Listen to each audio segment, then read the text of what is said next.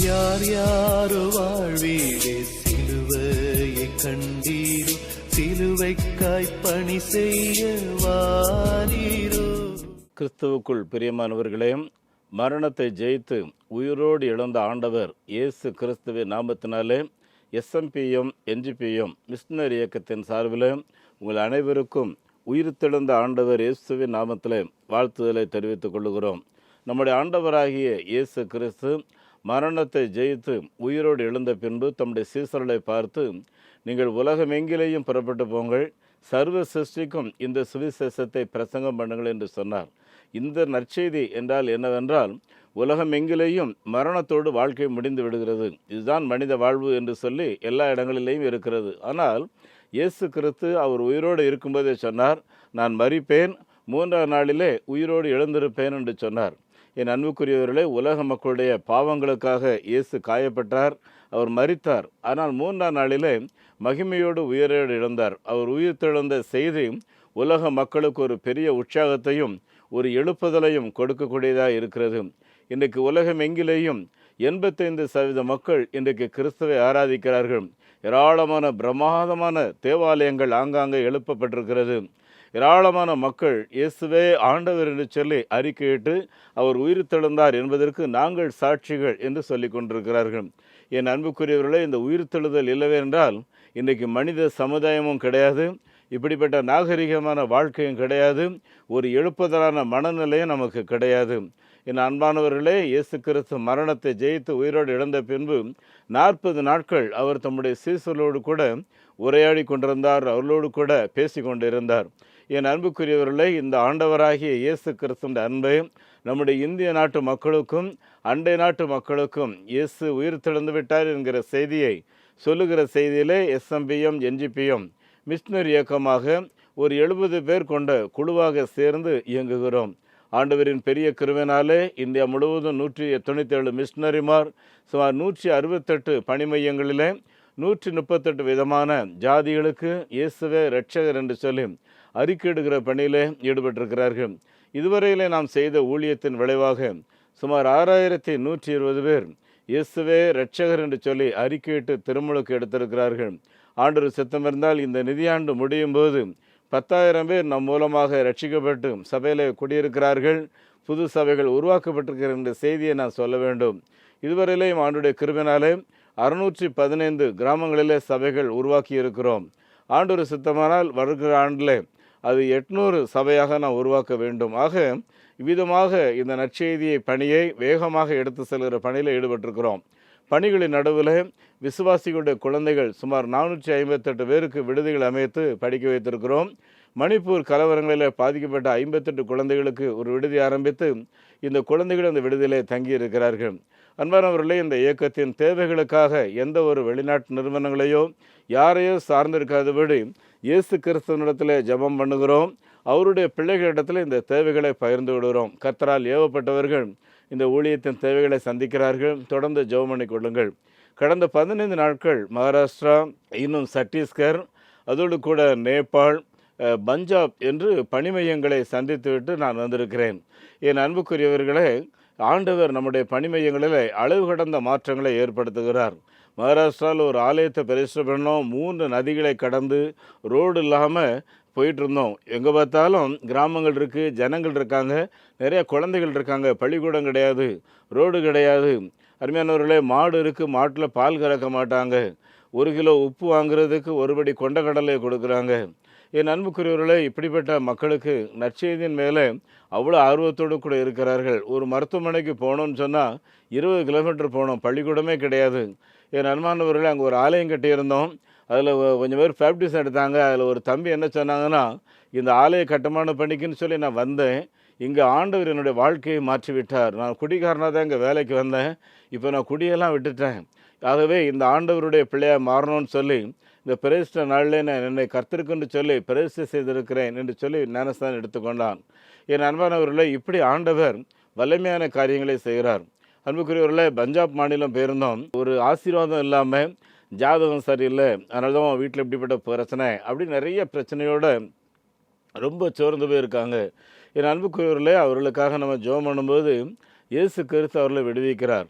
பாருங்க, ஒரு சகோதரன் ராமா, அவருக்கு 7 வருடமாக முடக்கப்பட்ட நிலையில வீட்டாரும் கைவிடப்பட்டு, பிச்சை எடுத்து தான் அவருடைய வாழ்க்கை நடந்து கொண்டிருந்தது. அங்கே இயேசு கிறிஸ்தை பற்றிய படக்காட்சியை பார்த்தார். இந்த இயேசு கிறிஸ்து எனக்கு வாழ்க்கை தருவார்ன்னு சொல்லி நம்பினாரு. அருமையானவர்களே, அவருக்காக ஜெபம் பண்ணாங்க. இப்போ அவருடைய முடம் சரியாகி சிறப்பான ஒரு மகனாக வேலைக்கு போறாரு. சொல்றாரு, "குப்பையில இருந்த நான் இன்னைக்கு கோபுரமாக நான் மாற்றப்பட்டிருக்கிறேன்னு" சொல்றாரு. என் அன்புக்குரியவர்களே, நம்முடைய பாரத தேசத்தில நம்ம எவ்வளோ சீக்கிரமா ஆலயம் கட்டுறோமோ, அந்த அளவுக்கு கிராம மக்களுக்கு ஆசீர்வாதம். அது மாத்திரம் இல்ல, ஒரு கிராமத்தில ஒரு கோயில் இருந்தா, அந்த கிராமத்துக்கு மாத்திரம் இல்ல, அண்டையில சுத்தி இருக்கிற எல்லா கிராமத்துக்குமே அது ஒரு ஆசீர்வாதம். ஆகவே அருமையானவர்களே, இந்த கடைசி காலத்தில நம்மளுடைய சேமிப்புகளை ஆலயம் கட்டுவதற்குன்னு சொல்லி கொடுங்க. பணித்தளத்தில நல்ல பிரம்மாண்டமா ஆலயம் கட்டுறதுக்கு ரூ. 7,00,000 கட்டிறலாம். 5,00,000 கட்டிடலாம். ரூ. 3,00,000 ரூ. 2,00,000 கச்சா சர்ச்சு கட்டுறோம். நீங்க வாங்க வந்து பிரதிஷ்டை பண்ணுங்க. அருமையானவர்களே, இந்த ஆலய பிரதிஷ்டைக்காக வந்தவங்க, அருமையானவர்களே, நம்ம கட்டியிருக்கிற ஆலயத்தை பார்த்து மிகவும் ஆச்சரியப்படுகிறார்கள். ஆகவே ஒரு மாதத்துக்கு குறைந்தது 5 ஆலயமாவது பிரதிஷ்டை பண்ணணும் அப்படின்னு சொல்லி ஜெபம் பண்ணிட்டு இருக்கோம். நீங்களும் இந்த ஆலய கட்டுமான பணியில் ஈடுபட உங்களை அன்போடு கூட அழைக்கிறேன். என் அன்பானவர்களே, நீங்கள் இந்த எஸ்எம்பிஎம் சார்பில் நம்ம ஹாஸ்டல் நடத்துகிறோம், விடுதி நடத்துகிறோம். அதோடு கூட இந்த விடுதி கட்டிடங்கள் கட்டுறோம். நீங்கள் இதற்கென்று சிறப்பு நன்கொடைகள் கொடுத்தீர்கள் என்றால் ஏடிஜி எக்ஸப்ஷன் மூலமாக நீங்கள் அதை கிளைம் பண்ணி கொள்ளலாம். என் அன்புக்குரியவர்களே, நம்முடைய தேசத்தில் ஆண்டோட வருகை தாமதிக்குமே என்றால், இப்பொழுது நம்ம இடத்துல 197 பேர் மிஷினரிஸ் இருக்காங்க. அதை 300 ஆக்கணும்னு சொல்லி பிரயாசப்பட்டுட்டு இருக்கோம். நம்மகிட்ட கிட்டத்தட்ட 355 அப்ளிகேஷன் நம்ம கையில் இருக்குது. இதில் நல்ல தரமான ஊழியர்களாக தெரிந்தெடுக்க வேணும்.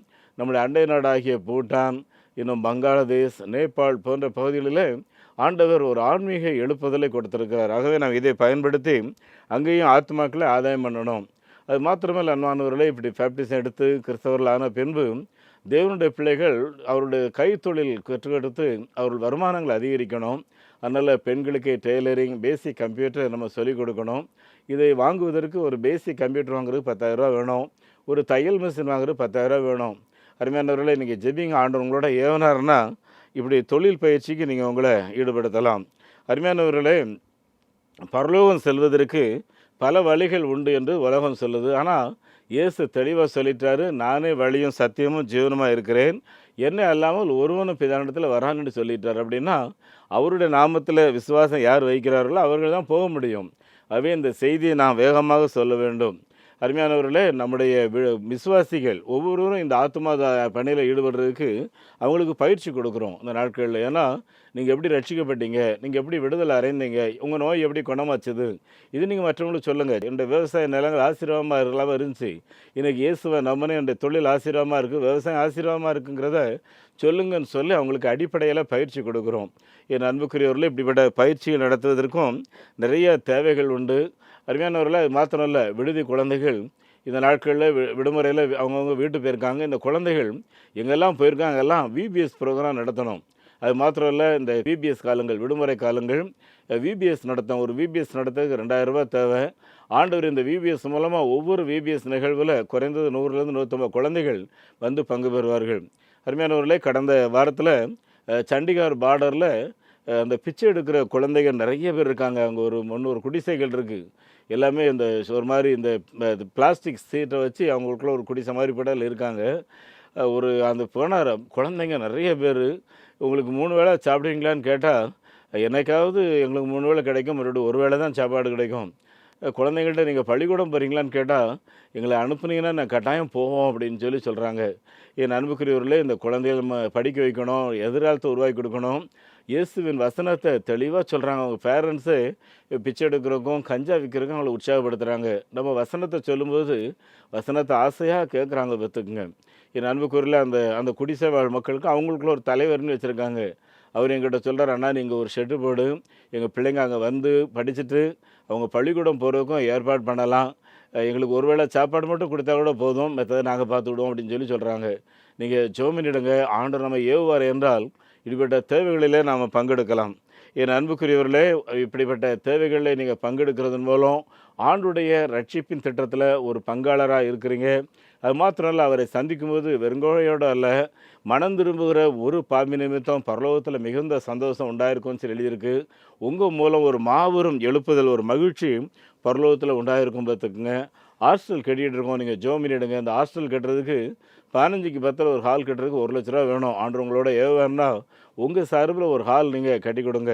கர்த்தர் நிச்சயமாக உங்களை ஆசீர்வதிப்பார். அன்புக்குரியவர்களே, நீங்கள் கொடுக்குற ஒவ்வொரு காணிக்கையிலையும் மிக சிக்கனமாக நாங்கள் செலவு பண்ணி, அருமையானவர்களே, ஆடம்பரமாக செலவு பண்ண மாட்டோம். எவ்வளோ சிக்கனமாக செலவு பண்ண முடியுமோ, செகண்ட் ஸ்லீப்பர் ட்ரெயினில் தான் போகிறோம்.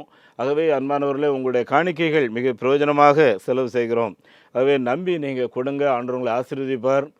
அன்பானவர்களே, இந்த ஊழியத்தில் நீங்கள் தொடர்ந்து பங்கெடுக்கிறதற்கு எங்களுடைய வங்கி எண்ணை குறித்து வைத்துக் கொள்ளுங்கள். நெகேமியா new generation partaker moment, State Bank of India, 42 17 80 20 6 91, IFSC code SPIN 0061767. அதே போல் salvation mission partaker moment, South Indian Bank 0886073 0000169, IFSC code SIPL 0000886. அருமையானவர்களே, உங்களுடைய தொலைபேசி எண் 9043867550 9444737550. இந்த ஊழியங்களுக்காக தொடர்ந்து ஜெபம் கொள்ளுங்கள். அருமையானவர்களே, மாதந்தோறும் ஆத்மாவை தேடின்னு ஒரு பத்திரிக்கை அனுப்புகிறோம். இந்த பத்திரிக்கை உங்களுக்கு வேணும்னு சொன்னால் நீங்கள் எங்களோட உங்கள் அட்ரஸ் கொடுத்தீங்கன்னா நாங்கள் அனுப்பி வைப்போம். இல்லைனா வாட்ஸ்அப் நம்பர் அனுப்புங்க, நாங்கள் வாட்ஸ்அப் மூலமாக அனுப்புவோம். எங்களுக்காக நீங்கள் ஜெபம் பண்ணுறதுக்கும் ஆண்டவருடைய வருகைக்கு நீங்கள் ஆயத்தமாக இருக்கிறதுக்கும் அது ரொம்ப உங்களுக்கு பிரயோஜனமாக இருக்கும். ஏன்னா இயேசு இதை சீக்கிரமாக வரேன்னு சொல்லியிருக்காரு. இன்றைக்கி இருக்கிற உலக சூழ்நிலை ரொம்ப மோசமாக போயிட்டுருக்கு. நம்ம எல்லாருக்கும் தெரியும். நிறைய தற்கொலைகள் பார்த்துக்குங்க. அருமையானவர்களில் நிறைய ஆக்சிடெண்ட். சாத்தான் தனக்கு இருக்கிற கொஞ்ச காலத்தை பயன்படுத்தி ஜனங்களை அவன் பக்கமாக இழுத்துக்கிட்டு இருக்கான். என் அன்பானவர்களே, ஸ்டீடி ஸ்டட் என்ற ஒரு மிஷினரி சொல்கிறாரு, எனக்கு திறப்பின் வாசலில், அதாவது நரகத்தின் வாசலில் ஆண்டவர் ஊழியம் வச்சிருக்கிறாரு. ஒரு மனுஷனை கூட நரகத்துக்குள்ள நான் விடமாட்டேன், அதுதான் என்னோட வேலைன்னு சொல்கிறாரு. அருமையானவர்களே, நரகம் மனுஷனுக்காக உருவாக்கப்பட்டதல்ல, அது பிசாசுக்காகவும் பிசாசுடைய தூதர்களுக்காக உருவாக்கப்பட்டது. அப்படின்னா நம்ம நாட்டிலையும் சரி உலக அளவுலையும் ஒருத்தரை கூட நரகத்துக்குள்ளே போகவே கூடாது. ஒரு கொடூரமான இடம் பார்த்துக்குங்க. ஆகவே பிசாசனுடைய திட்டங்களை அழிக்கிறதுக்காக இந்த தேவகுமாரன் இயேசு கிறிஸ்துவோடு வந்து நிற்க உங்களை அன்போடு கூட அழைக்கிறேன். ஆண்டவர் உங்களை ஆசீர்வதிப்பாராக. கிறிஸ்துவுக்குள் பிரியமானவர்களே, நம்முடைய ஆண்டவராகிய இயேசு கிறிஸ்து மரணத்தை ஜெயித்து உயிரோடு எழுந்த இந்த திருநாளை குறித்து நான் பேசி கொண்டிருக்கிறோம். அருமையானவர்களே, உலக அளவிலே அருமையானவர்களே, மரணத்தோட வாழ்க்கை முடிந்து விட்டது என்பது தான் எல்லாருடைய நம்பிக்கை. அருமையானவர்களே, இந்த நம்பிக்கையிலே தான் உலகம் போய்கொண்டிருக்கு. ஆனால் இயேசு கிறிஸ்து என்கிற இந்த கிறிஸ்தவம், இயேசு கிறிஸ்தனுடைய உயிர்த்தெழுந்த வல்லமையின் மேல் கட்டப்பட்டது தான் இந்த கிறிஸ்தவம். இது 85% மக்களாலே உலக அளவிலே பின்பற்றப்படக்கூடிய ஒரு மார்க்கம். என் அன்புக்குரியவர்கள், இன்றைக்கு மகிமையான தேவாலயம் உலகெங்கிலே எழுப்பப்பட்டிருக்கிறது என்றால் அவருடைய உயிர்த்தெழுந்த வல்லமையின் மேலே மகிமையாக எழுப்பப்பட்டது தான் இந்த தேவாலயம். இயேசு கிறிஸ்து சொன்னார், நான் மரித்தேன் ஆனாலும் உயிரோடு எழுந்தேன், இதோ சதா காலங்களிலேயும் உயிரோடு இருக்கிறேன் என்று சொல்லி வெளிப்படுத்தல் 1:18 சொல்லியிருக்கிறார். என் அன்புக்குரியவர்களே, நான் மரணத்திற்கும் பாதாளத்துக்கும் உரிய திறவுகோலை கொடுக்கிறேன், இனி மரணம் இல்லை என்று சவால் கொடுக்கிறார் இந்த ஆண்டவராகிய இயேசு கிறிஸ்து. என் அன்புக்குரியவர்களே, உங்களுடைய வாழ்க்கையிலையும் ஒருவேளை மரண பயத்தோட வேதனையோட எதிர்காலத்தை குறித்த நம்பிக்கை இல்லாத நிலைகளில் இருப்பீர் என்றால் இயேசு சொல்லுகிறார், நான் மரணத்திற்கும் பாதாளத்துக்கும் உரிய திறவுகோல்களை என்னுடைய கையிலே வைத்திருக்கிறேன், இனி மரணம் இல்லை என்று சொல்லுகிறார். உங்கள் வாழ்க்கையில் இனி தோல்வி கிடையாது. இனி இயேசு கிறிஸ்துவனுடைய நாமத்தில் உங்களுக்கு வெற்றி வைக்கப்பட்டிருக்கிறது. என் அன்புக்குரியவர்களே, இந்த வெற்றியை நீங்கள் சுதந்திரிக்க வேண்டும் என்றால் இயேசு கிறிஸ்துவின் நாமத்தை நீங்கள் பரிபூர்ணமாக விசுவாசிக்க வேண்டும்.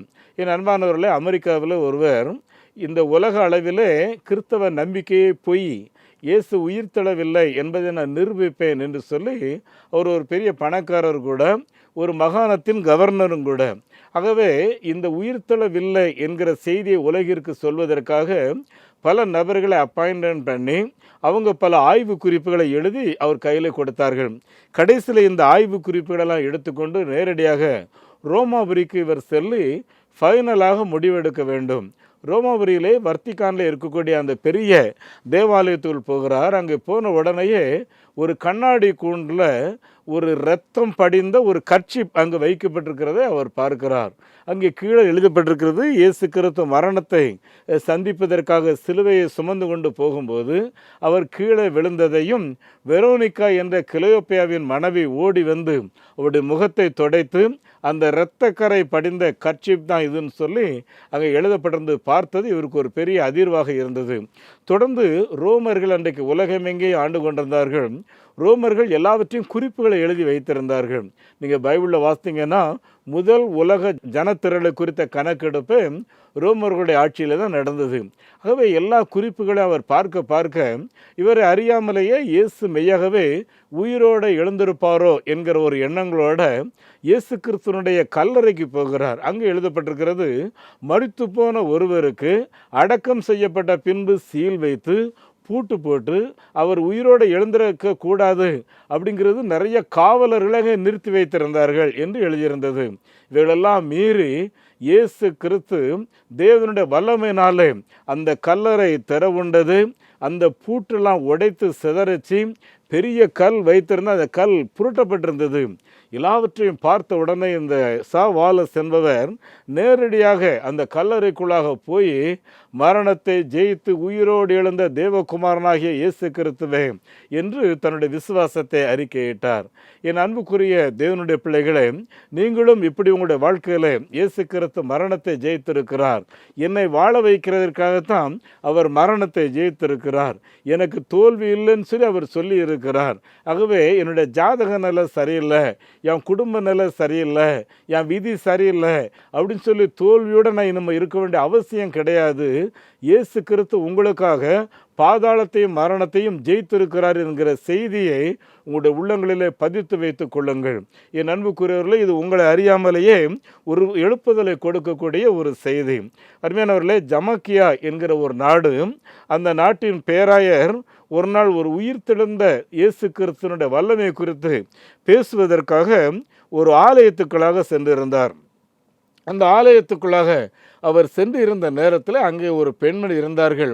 அவருடைய உடலிலே பல இடங்களில் அலங்கோலமான புண்கள் இருந்தது. அது ஒரு விதத்தில் கேன்சர் புண்கள் போல இருந்தது.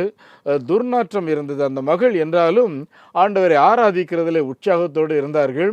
அதோடு கூட அந்த ஆலயத்தின் சுத்திகரிப்பு காரியத்திலையும் உற்சாகத்தோடு அவர்கள் இருந்தார்கள். இதை பார்த்த அந்த பேராயர் அந்த மகளை பார்த்து கேட்கிறாரு, அம்மா, உன் உடலில் இவ்வளவு வேதனைகள் இருந்தும் இவ்வளவு ஒரு போராட்டங்கள் இருந்தும் நீ இவ்வளவு சந்தோஷமாக காணப்படுறியே, இதற்கு என்ன காரணம்னு சொல்லும்போது அந்த தாயார் சொன்ன வார்த்தை, ஐயா, என் ஆண்டவர் மரணத்தை ஜெயித்து உயிரோடு எழுந்து விட்டார். நானும் மரிப்பேன், இந்த மரித்த பின்பு இயேசு கிறிஸ்துவோட உயிரோடு எழுந்திருப்பேன். அந்த நேரத்தில் இந்த விதமான கேன்சர் கட்டி துர்நாற்றம் எதுவுமே என் சரீரத்தில் இருக்காதுன்னு சொல்லி எனக்கு தெரியும். ஆகவே அந்த மகிமையான வாழ்க்கையை நினைத்து நான் கர்த்தருக்கு நன்றி செலுத்தி அவரை ஆராதிக்கிறதோடு இந்த ஆலயத்தின் சுத்திகரிப்பின் காரியங்களிலே நான் ஈடுபட்டிருக்கிறேன். என் ஆண்டவர் மரணத்தை ஜெயித்து உயிரோடு எழுந்து விட்டார். அவர் கொடுக்கும் புதிய சரீரத்தோடு நான் வாழ்வேன் என்று சொல்லி அந்த மகள் உற்சாகத்தோடு கூட சொன்னார்கள். என் அன்புக்குரிய தேவனுடைய பிள்ளைகளை, நீங்களும் இவ்விதமான மாபெரும் ஆசீர்வாதத்தை பெற வேண்டும் என்று சொல்லி ஆண்டவர் விரும்புகிறார். அப்படி இந்த மாபெரும் ஆசீர்வாதத்தை நீங்கள் பெற வேண்டும் என்றால் நீங்கள் செய்ய வேண்டிய ஒரு காரியம் என்ன என்று சொல்லி பார்த்தீர்கள் என்றால், உங்களுடைய இருதயத்தில் இயேசு கிறிஸ்துவை சொந்த இரட்சகராக ஏற்றுக்கொண்ட அனுபவங்கள் இருக்க வேண்டும். அன்புக்குரியவர்களே, இந்த உலகத்தில் அழியாதது 2 தான் பார்த்துக்க, மற்ற எல்லாமே அழிஞ்சிரும். ஒன்று, ஆண்டவராகிய இயேசு சொன்னார், வானமும் பூமி ஒளிந்து போய்விடும். இந்த பைபிளில் இருக்கிற வசனம் ஒரு காலம் ஒளிந்து போகாதுன்னு சொன்னார். அன்புக்குரிய இந்த பைபிள் வார்த்தை ஒரு காலமும் ஒழியாது. இன்னொன்று என்னன்னு சொல்லி பார்த்தீங்கன்னா, மனுஷனுடைய ஆத்மா பார்த்துக்குங்க. அருமையானவர்களே, நம்மளே பலருக்கு சரீரம் தான் நம்ம கண்களில் தெரியுமே தவிர நமக்குள்ளே இருக்கிற அந்த ஆத்மா, சோல் இருக்குது பார்த்தீங்களா, இது கடவுளின் ஆவியினாலே இது நிரப்பப்பட்டது பார்த்துக்குங்க. இந்த சோலை பாழ்படுத்தி கெட்ட காரியங்களை சிந்தித்து சினிமா பார்த்து ஆபாசமான காரியங்களை பார்த்து இந்த சோலை நம்மிலே நிறைய பேர் நஷ்டப்படுத்தி வேதனைப்படுத்தி வச்சிருக்கிறோம். அதனால தான் நிம்மதி கிடையாது பார்த்துக்குங்க. அருமையானவர்களே, அது மாத்திரம் இல்லை, உலக பிரகாரமாக நமக்கு வரக்கூடிய எல்லா பணங்களும் எனக்கு தான் சொந்தம் அப்படின்னு சொல்லி எல்லாத்தையும் பாக்கெட்டில் போட்டு வச்சுக்கிட்டு சேமிப்புக்கு மேலே சேமிப்பு, வீட்டுக்கு மேலே வீடு, இந்த காரை விற்று அந்த காரை வாங்கு, அந்த காரை விற்று இந்த காரை வாங்குன்னு சொல்லி ஒரே லக்ஸுரி லைஃபுக்குள்ளே நம்ம எல்லாரும் போய்கிட்டு இருக்கிறோம். அன்புக்குரியவர்களை, ஒன்றை கவனித்துக் கொள்ளுங்கள். நான் செய்ய மறந்த நன்மைக்காக நமக்கு நரகம் வைக்கப்பட்டிருக்கிறது என்பதை நம்ம யாரும் மறந்து போகக்கூடாது. லூக்கா எழுதின சுவிசேஷம் 16வது அதிகாரத்தின் 25 வசனத்திலிருந்து 31 வசனம் வரை வாசித்து பாருங்க. அங்கு ஒரு ஐஸ்வர்யவான், அவரும் லாசரு என்ற 2 பேரையும் குறித்து அங்கே எழுதப்பட்டிருக்கிறது. இந்த லாசருக்கு யாருமே கிடையாது, ஒரு அனாதை. ஆனால் இந்த ஐஸ்வர்யவான் வீட்டில் ஏதாவது தருவாங்களா, ஏதாவது சாப்பிட கொடுப்பாங்கன்னு சொல்லி ஆசையோடு நிறைய நேரங்கள் அங்கே இருப்பார். அவருடைய உடல் முழுவதும் காயங்கள், அவருடைய புண்களில் புழுகு பத்துக்குங்க, அதை நாய்கள் நக்கினது என்று எழுதியிருக்கு. அப்படின்னா எவ்வளோ அவர் அவஸ்தைப்பட்டிருப்பாருன்னு சொல்லி பாருங்க. அது மாத்திரம் இல்லை, சாப்பிட்றதுக்கு ஒன்றுமே கிடையாது, பட்டினி. நிறைய நேரங்களில் இந்த ஐஸ்வர்யவான் அவர் சாப்பிட்டுட்டு அவருடைய கையை துடைக்கிறதுக்குன்னு ஒரு ரொட்டி வச்சிருப்பார். அந்த நாட்களில் பணக்காரர்கள் தண்ணியில் கையை கழுவ மாட்டாங்க. அதுக்குன்னு சொல்லி பார்லியில் செய்யப்பட்ட ஒரு ரொட்டி இருக்கும், அதை எடுத்து நல்லா கையை துடைச்சி அப்படி தூக்கி போடுவாங்க பார்த்துக்குங்க. இந்த லாசர் அதை தான் எடுத்து சாப்பிட்டுட்டு உயிர் வாழ்ந்துகிட்டு இருந்தார். ஒரு நாள் அந்த லாசர் மரித்து போய்விட்டார். அன்புக்குரியவர்களே, அவருக்கு அடக்க ஆராதனை நடந்துச்சுன்னு சொல்லி பைபிளில் இல்லை. ஏன்னா அவர் யாருமே இல்லை, ஒருவேளை அநாத பணம்னு சொல்லி தூக்கிட்டு போயிருக்கலாம்.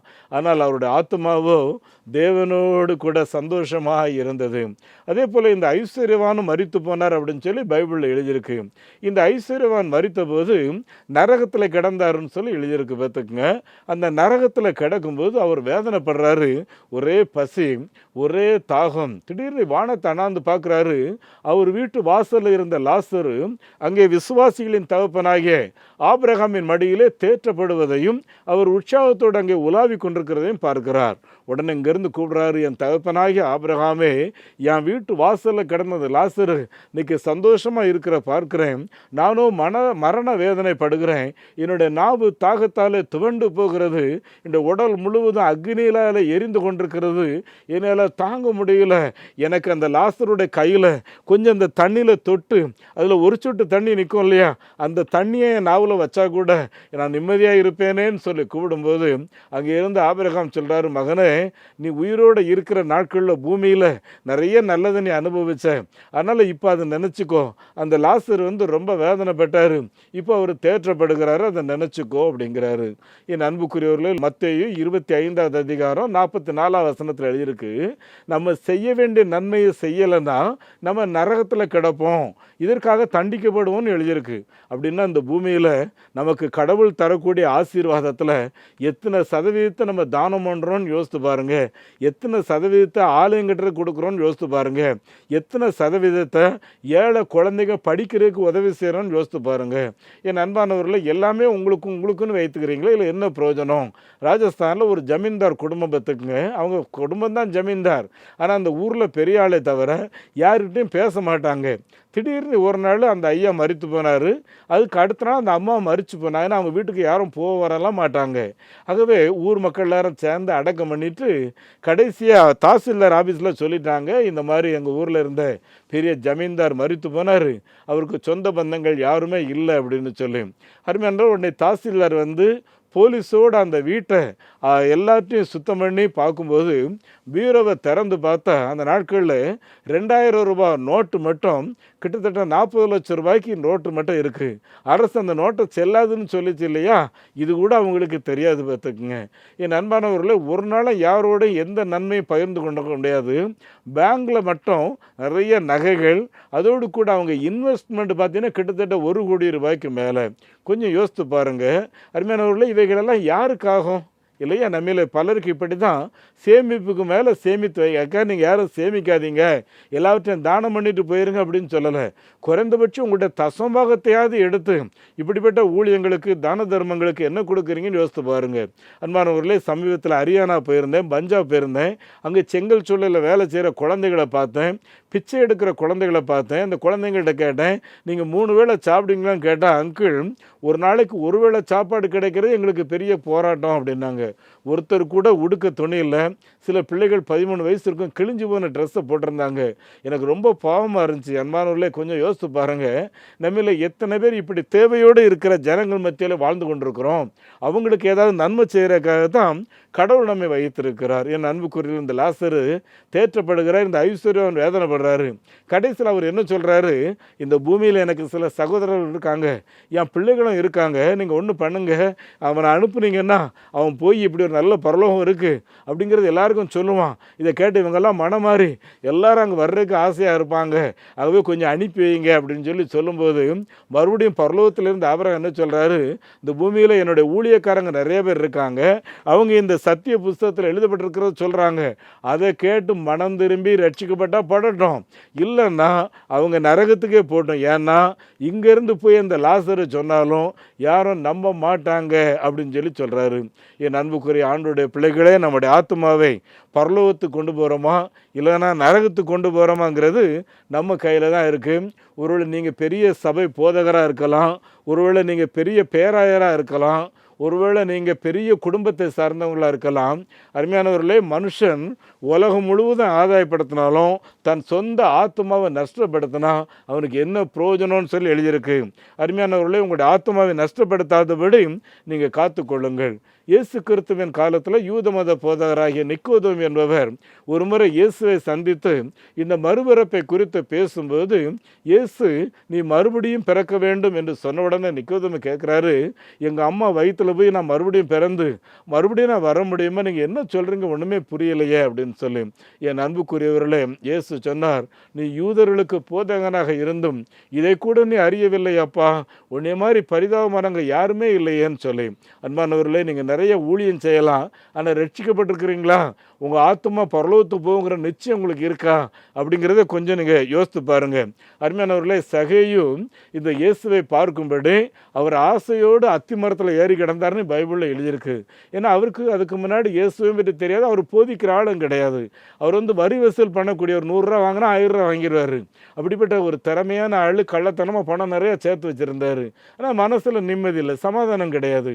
அருமையான லஞ்ச லாவணியங்கள் வாங்கி வீட்டுக்குள்ளே வச்சுருக்கீங்க இல்லையா, உங்களுக்கு அது அழிவை தான் கொண்டு வருமே தவிர உங்களுக்கு சந்தோஷத்தை கொண்டு வர. இது சகைக்கு புரிஞ்சதுனால தான் அன்னைக்கு இயேசு வந்திருக்கிறாருங்கிற செய்தியை கேள்விப்பட்டு எப்படியாகிலும் அவரை பார்க்கணும்னு சொல்லி அந்த மரத்தில் ஏறுறேன். ஏன்னா அவன் குள்ளேன், அந்த கூட்டத்தில் அவரை பார்க்க முடியாது. மரத்தில் ஏறினா அவர் நடந்து வரும்போதா பார்த்துடலான்னு சொல்லி மரத்தில் ஏறி இருக்கும்போது இயேசு அந்த வழியாய் நடந்து வருகிறார்.